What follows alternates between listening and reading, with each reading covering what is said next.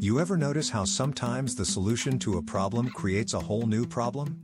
Like, you fix the squeaky wheel on your car, and suddenly your brakes sound like a jazz band warming up? That's what can happen in mental health care. The medical model, with all its science and structure, has done incredible things, but it's also left us with some unintended consequences. Let's unpack that and talk about an alternative that's just as powerful, if not more so: the recovery model. The medical model in mental health is like a GPS that always assumes you're lost. It's built on the idea that mental health challenges are illnesses that need to be diagnosed, treated, and cured. And hey, that's not a bad thing. Diagnoses and treatments save lives. But here's the rub: when we frame mental health only through this lens, it can make people feel like their identity is reduced to a set of symptoms. The medical model can also sometimes be limited by its current understanding of an issue.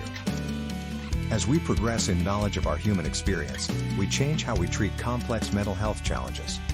For example, a person might receive a diagnosis and appropriate medication based on the best knowledge available at the time. As the field advances, that diagnosis might evolve, leading to changes in medication or treatment plans. While rooted in best practices, this can feel exhausting and destabilizing for those enduring it. These changes highlight the unintended consequences of a system doing its best with the tools and understanding it has. And that's where the unintended consequences come in.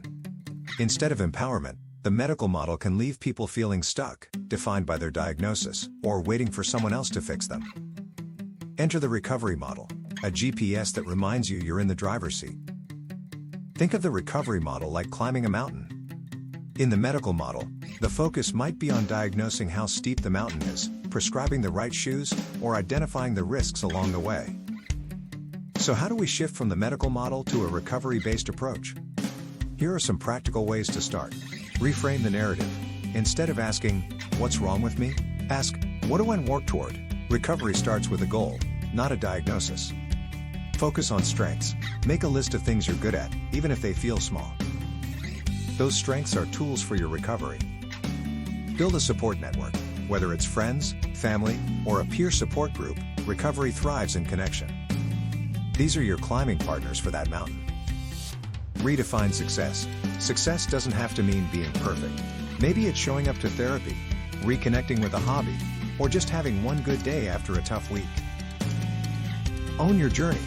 Work with professionals as collaborators, not saviors. You're the expert on your life, and they're there to help you reach your goals, not define them for you. That's helpful, but it doesn't always prepare you to actually climb. The recovery model says, "Okay, here's where you're starting, and here's how you can start moving up."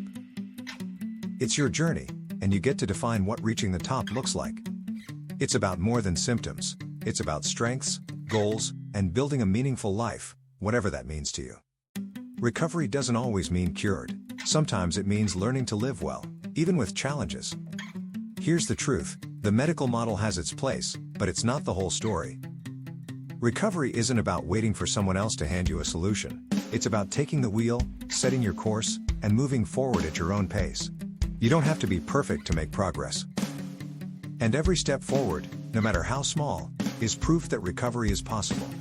If this message resonates with you, like and subscribe for more empowering mental health content from steadyresilience.com. Together, we can break through stigma and build a world where recovery isn't just a possibility, it's the standard.